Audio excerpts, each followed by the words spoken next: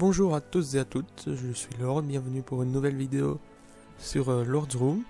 Donc aujourd'hui on se retrouve sur un nouveau jeu indépendant que j'ai découvert hier à la Medinasia. Donc le nom du jeu c'est Malkiars.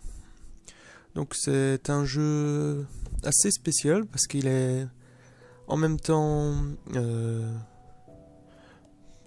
IRL et en même temps dans l'ordinateur. Parce que, en gros, vous avez plusieurs différentes cartes. Donc ça, c'est par exemple la carte de mon héros, qui s'appelle Qui meurt pas. Et puis vous avez des sorts. Donc ça, c'est des sorts de dégâts physiques. Ça, c'est... Il y a d'autres sorts de dégâts physiques que j'ai séparés parce qu'ils me font des dégâts à moi. Il y a des sorts de défense, par exemple celui-ci. Des sorts de défense magique. Celui-là fait en même temps défense et attaque magique en plus. Des sorts d'attaque magique, qui est celui-là un hybride d'attaque magique et d'attaque physique. Des sorts de dégâts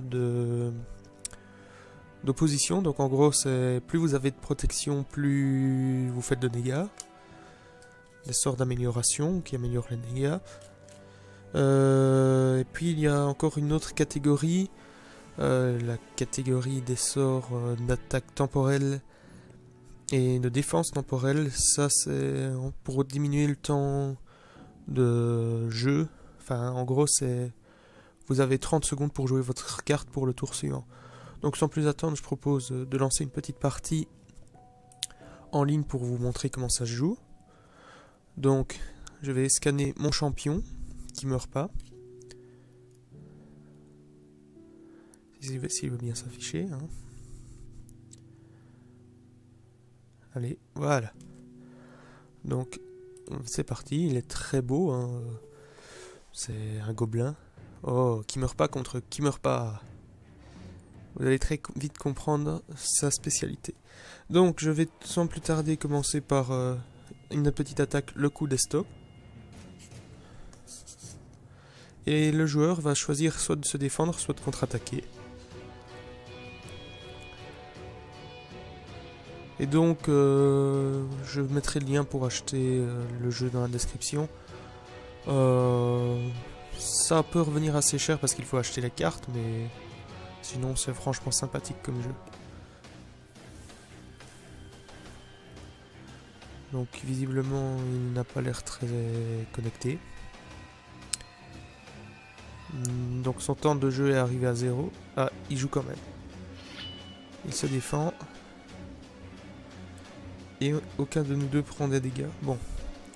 Bah, je vais jouer ma deuxième carte, lutte. Celle-ci peut être jouée à l'infini. Coup d'estoc ne peut être joué que 3 fois, par exemple. Et alors, chaque carte a un nombre limité d'utilisation, normalement. Donc là, par exemple, vu qu'il va me balancer... Ouh, la carte qui tombe. Qu'il va me balancer son sacrifice à la gueule. Pour ne pas subir de dégâts, je me protège. Enfin, je perds quand même 9 points de vie, mais lui, il a perdu les dégâts de sacrifice. Donc, tir perforant, ça traverse. Donc, je vais faire pareil.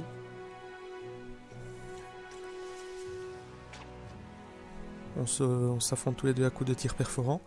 Donc, tir perforant, c'est une attaque qui perfore les boucliers. Vous pouvez lire la description en cliquant dessus. Donc même si vous avez une protection, ça traverse. C'est assez pratique contre certains héros. Fronde, il va s'améliorer. Moi, qu'est-ce que je vais faire en attendant? Je vais peut-être utiliser une attaque... Voilà, rituel d'exécution. Premier tour, ça va lui mettre une marque. Et d'ici quelques tours, il va... Normalement, je pourrais la rejouer et ça lui fera des dégâts. Alors, il utilise qui écrase. Toucher Malkirien. Il va se soigner la prochaine fois qu'il utilisera cette carte. Suffira qu'il ait des charges suffisantes de mana.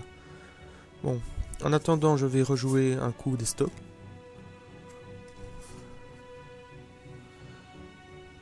Voilà. Et donc vous pouvez voir sur le côté, donc ici nous avons la stat de force, la stat d'intelligence et la stat de protection. Barrage d'explosifs. Bah du coup je vais utiliser mon tir perforant. Donc à chaque tour il faut scanner la carte que vous voulez jouer. Et là du coup mon tir perforant va traverser son bouclier, ce qui me permettra de lui faire quand même des dégâts. Donc sa marque de sang est à 45 seulement, c'est pas très efficace. Bon, Fronde, il va améliorer ses dégâts encore. Eh bien je vais faire comme lui, Fronde. Voilà.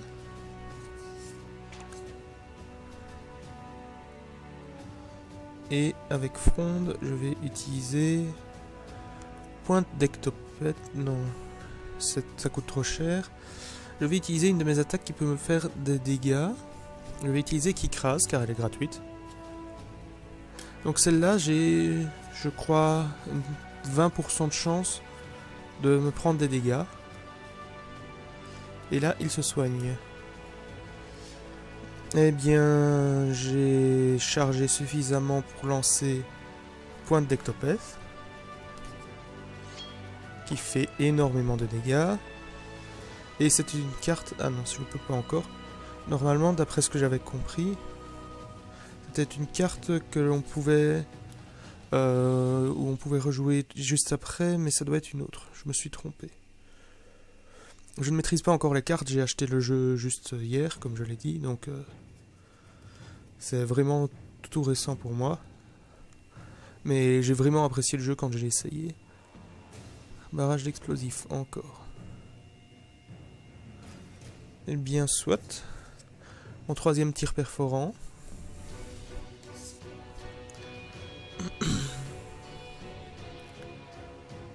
Il faudrait que je pense à utiliser mon toucher Malkirien pour pouvoir me heal plus tard. Qui crase, oui.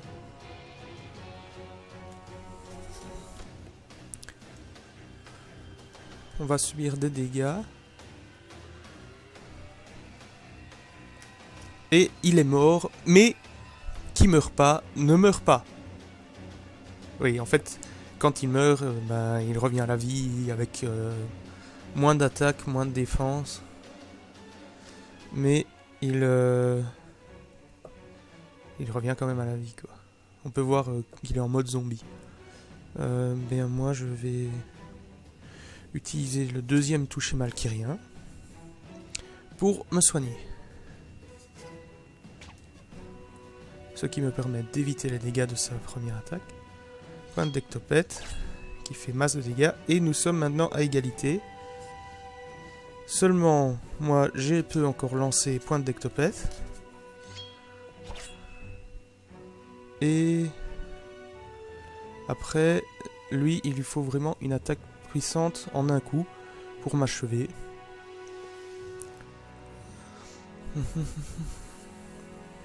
Donc normalement, j'ai gagné. En toute logique. À moins qu'il ne sorte une carte de sabote. Oh, je sais quelle carte je vais utiliser. Souffle de Logladru. Eh bien, soit, en fait, je vais juste me protéger. À moins que ce soit une perforante.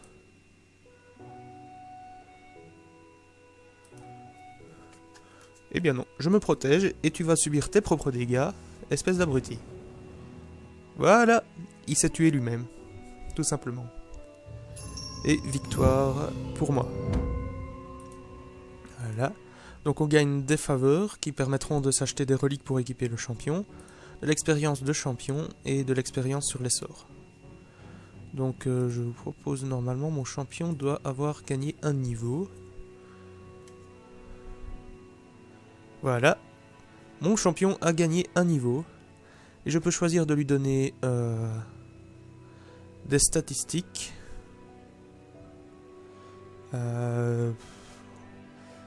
L'intelligence, ça servirait un peu pour pouvoir lancer des sorts de feu et tout ça, mais le problème c'est que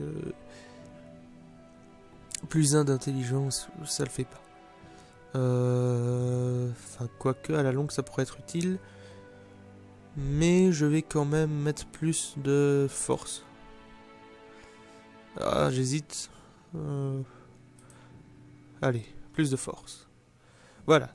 Donc, mon champion a plus de force. Il fera beaucoup plus mal dorénavant.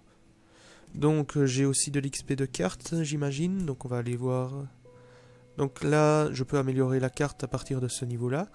Je débloque un arbre de compétences qui me permet d'améliorer les dégâts de l'attaque.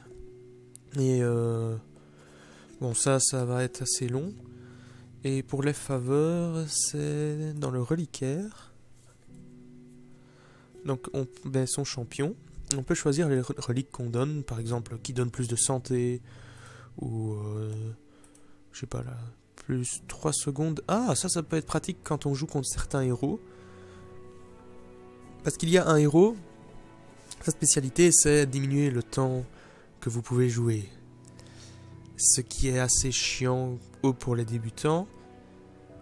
Mais celui-là peut pas mal le contrer. Encyclopédie plus 7% d'intelligence humaine plus 7% de 0, ben, ça fait toujours 0. Ouh.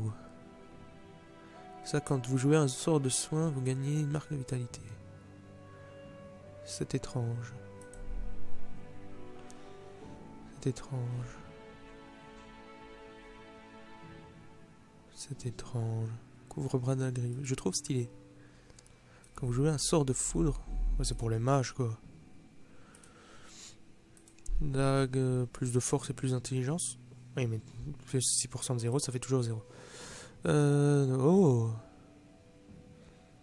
Ça c'est pas mal. La relique là. Icône rabot gris. Ça serait pratique. La lame gravée, plus 7% de force, ça peut être pratique aussi. Oh. Vous possédez 4 marques. Ça c'est intéressant pour... Il y a une classe hybride. Il peut jouer et force et défense. Enfin, et force et magie. Ce qui est assez bien pour moi parce que j'ai un sort qui fait des dégâts enfin, c'est un dégât 100% de l'intelligence plus 100% de la force. Combiner les deux. Et donc, un type qui a les deux se prend masse de dégâts. Ici, c'est les reliques rares qui coûtent vachement plus cher. Hein. 1000 faveurs, 900 faveurs, des trucs énormes. Mais elles ont des effets plus intéressants. Donc par exemple, c'est là quand on se soigne de plus de 60 points de vie, on gagne plus de force et plus d'intelligence, qui est assez pratique. Et bon, voilà. Donc voilà, c'est à peu près tout ce que j'avais à vous montrer.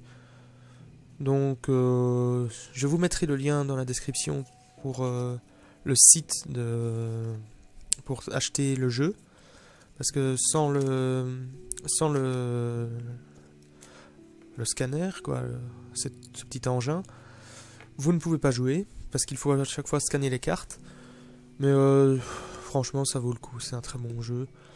Je vous dis, j'ai essayé hier à la Medinasia, c'était génial. Quand on sait pas jouer, c'est un peu chiant, mais une fois qu'on voit comment on peut jouer, c'est très bien. Surtout avec ce héros qui meurt pas. C'est vraiment le héros pute. Il meurt, mais il ne meurt pas. Voilà. Un petit peu d'humour merdique, comme toujours. Donc j'espère que vous aurez apprécié cette vidéo sur ce jeu très bien. Si vous voulez plus de vidéos sur ce jeu, n'hésitez pas à me le signaler. Je tenterai d'en faire un peu plus souvent. Je tenterai aussi de m'acheter quelques autres cartes, parce que en plus des packs de héros de démarrage, vous pouvez acheter des boosters de 3 cartes. Alors c'est 3 cartes aléatoires, et tous les héros peuvent utiliser les cartes. Donc par exemple, si j'achetais un autre héros, bah, je pourrais utiliser les cartes qui meurent pas avec l'autre héros. Ou je pourrais utiliser les cartes de l'autre héros avec qui meurt pas. Forcément, c'est moins efficace.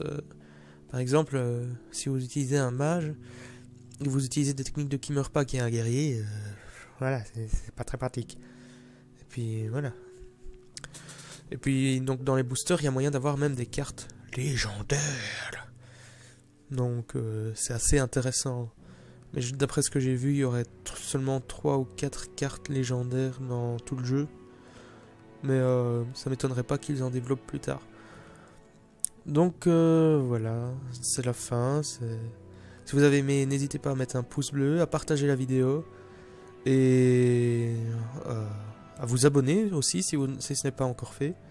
Et sinon, d'ici là, ben, moi je vous dis salut tout le monde. Et à la prochaine. À plus.